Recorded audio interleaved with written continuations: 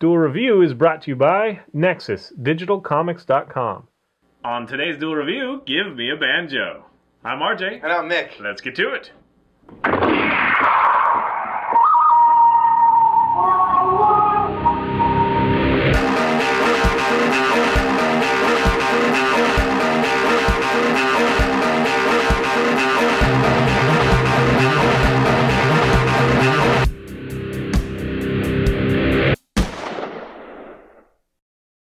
Welcome to Wednesday the 19th of September. We are doing the documentary, Give Me a Banjo. That's right. Banjo is kind of the quintessential American instrument. I mean, you know, like it or not, that's what we got.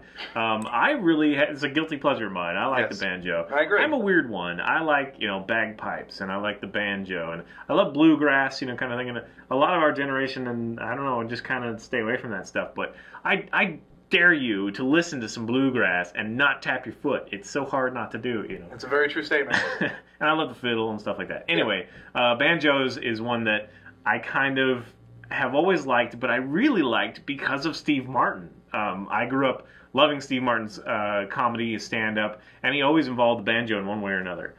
He's been playing for, you know, since he was 17, I think, and he's very accomplished. The reason I bring it up is because he kind of narrates, and you know, it kind of centers around Steve Martin, this documentary. And right. The documentary is available on Netflix, so before going any farther, you can check it out. The thing that makes the banjo so important to us in America is because it is an instrument. It was, you know, a derivation of an African instrument, right? And it came over here for, you know, the African slaves, the black population played a lot on their porch. And wouldn't you know it, the you know, crackers went ahead and stole that music. We do that a lot. And this movie has no qualms in showing you just what happened, right. And that's why I like it so much, or part of why I like it so much. You see white guys in blackface playing banjo and doing the "I came from Alabama with a banjo on my knee," you know, that song, and there's like a whole huge group of them all blackface, and it's just crazy to see. It's one of those things that you always hear about. You know, I've grown up hearing that happened, but to actually see it, it's like, holy crap! I can't believe they did that. Yeah. I'm sorry. like it is really ridiculous. Yes. And I can't find the equivalent like today. Like, what would that have been like? I don't understand if that was like, hey, we're, you know, I don't know, like dressing up like a bear or something now. Would that be the equivalent? I don't know. It's crazy to me that they thought of, you know, slaves and their music as quaint and amusing because they're so primitive or something. But that's kind of what was going on. Right. In this documentary absolutely makes no, you know. Yeah, I mean, it shows you that holds no bars. Some of the first records and stuff, they were called race records, you know, and it was like the magical coon or whatever, and it's like all these racist things, and you know, pardon me for being blunt about that, but the documentary is blunt, so about that.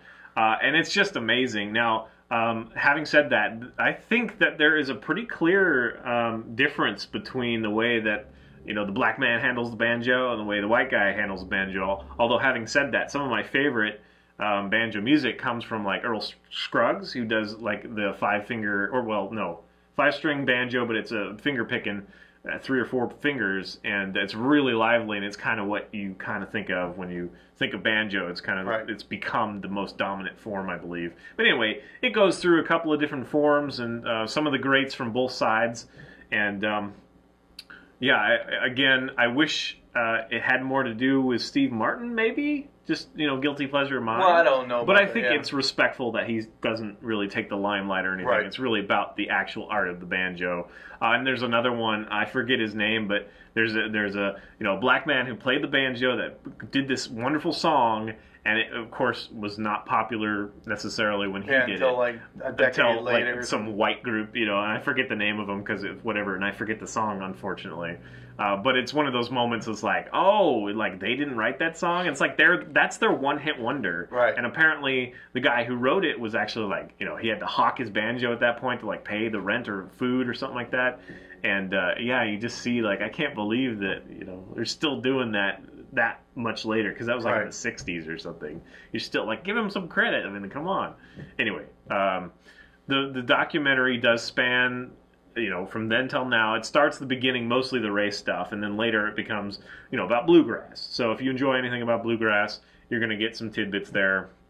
And it's a lot of new information. I mean, you didn't watch it before, or right. How much did you know about the banjo? Did you know it was an African instrument? I did not, actually. I didn't know where the banjo originated from. I just thought that they actually bring up a great point, with the washboard bands, those kind of things where they make their own instruments. You really think that they do it because it's cheap and easy to make. Right. They're like, oh, isn't that cute? They can't buy instruments, so they're making their own. Right. So that's where I thought the banjo kind of originated from, was, because it looks like a drum with strings, right? So they just kind of built it. But the point is that, I mean, they were saying that, no, it's not that these guys couldn't, Oh, right. afford it was the sound that they were looking for. Yeah. They needed to create a sound. There was nothing that made that particular sound, and so they'd create these things, jug bands to do a sound. And, right. Unfortunately, banjo is synonymous with kind of hickishness today. Yeah. But I still really enjoy, I enjoy the mandolin and just kind of the really fast form, free form. And it's very jazzy too when you think about it, because the melodies kind of weave in and out, and it's a lot of notes. So anyway, they also talk a little bit about the making of the banjo and how it came from. It was really if you play the banjo, it was your own banjo that you made. Right, you made it by hand. Yeah. And then it became something that you could manufactured, right. And in the 1800s it was like a rage. So it's been around longer than some people might assume. And you can see like people in their pantaloons or whatever doing banjo. I mean, it was big during that time. So right. And then of course the banjo became an artistic statement as well. I mean, they started making prettier and prettier banjos. Right, Victorian. Some banjos. of them are really just art, kind of thing. They're not necessarily whatever. They're embellished to the point where they just become art. But yeah, it's all very interesting. And again, it's quintessentially American. So right. It's something that you should maybe take some time and learn about. Right. To me, it's funny how much we owe to the slaves as far as music is concerned. Yeah. We've been watching the Jazz series again, Ken Burns documentary. It's a big, long series. And it is funny how, we owe a lot in creating our styles of music, blues and rock and banjo, right. bluegrass. It all came from the people that came over here. We owe that, right. The blacks made all this wonderful music, and then of course the whites, we did make it, we worked with them and made it, a different thing as well, but we really owe it to them. I don't know what would we be doing, like bassoons and stuff or something? I have no idea. It's funny. But anyway, yeah, I mean, anyone that you think of, like, oh, great, jazz music is very American, and banjo music is very American, and rock and roll is pretty American, and all of it. Stolen. Blues, very American. So stolen. I think I don't know where country came from, but I just wanted to go back. Like, go back where you came from. I don't. Well, there is some interesting bit about. I forget which one it is, but one of the artists did the slide guitar on a banjo, and it has a very more nasally sound or whatever, and it has actually been preferred in some music, and that's kind of neat. That's something that is. You see how it all mingles together. The first slide started off as a knife that they used, and I didn't know that. That was cool. Just a butter knife on the frets. Yeah. So so it's just a fun documentary. It's not very long, and if you can, if you hate banjo music, then you probably don't want to. But there's still some really crazy stuff, like. Good grief, man. We keep coming back to seeing actual blackface. Yes. It's like, I've always been like, oh, that was stupid. I can't believe we did that. But actually seeing it's like, holy crap. Yeah, we did that. They're so unabashed about it. Yeah. It's what's drawing the fan. It's like, okay, if you think that it's that quaint, then just have black people do it. It's even extrapolated past that. It's like, oh, well, black people can't. They can't really sing, so we're going to have to dress up like black people, in order to get people to watch black people. It's like, good grief. Yeah. So, anyway. I think that this movie would be great if you're interested in either musical culture or if you're, because it is a staple in American history, so I think, you can get a lot from that. Yeah, and I wanted to say that, it's 2011.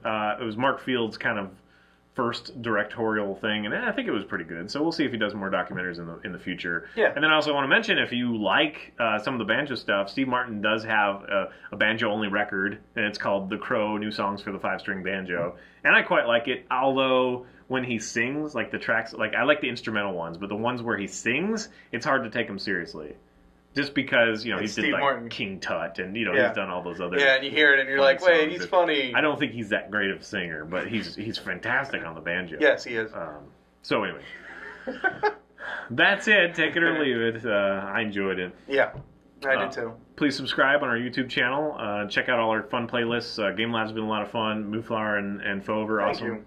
And please leave comments. We love comments, and you can support us and our new digs by buying our stuff at spiderwolf.com. Spiderwolf? By buying our stuff at spiderwolf.com. It's kind of like one of these things. T-shirts, card games, art prints, short stories, and more. I shot right over it. That's weird. Next time, it's Final Fantasy: The Spirits Within. Hey, what the hell is that noise? Shut up out there. I'm yours. Now that we're in the city, we have to deal with people and noises all the time. Oh, the guy upstairs is quiet this time. Which is nice. He's usually like vacuuming. A motorcycle driving by and a car that's like rickety and falling apart. Okay, now it's getting quieter. You guys probably can't hear much of that, but we can. It distracts us. Yes. Very much. Car. Motorcycle. Plane. Giraffe. Cigarette boat. What? Hey, Nick, give me a banjo. Okay. I'm RJ. Okay, I'm Nick. Let's get to it. It's crazy. I still can't fathom how you can see a human being and be like, that's not a human being. I don't know how you can see anything. I mean, I hate fucking everybody, but I still think that they're all equal. Yeah. Hate everyone equal. Right. Oh, I shot right over it. That was weird. Wow, man. I think right now you're like panicking. Yes. That's what happened when you were ahead of me. I was panicked? I was like, I gotta get this. And yeah, I think you're just like, just calm down. Yes, I need to calm down before I baby. shoot. Just smooth out. Yeah. Cool out. Yeah. Yeah.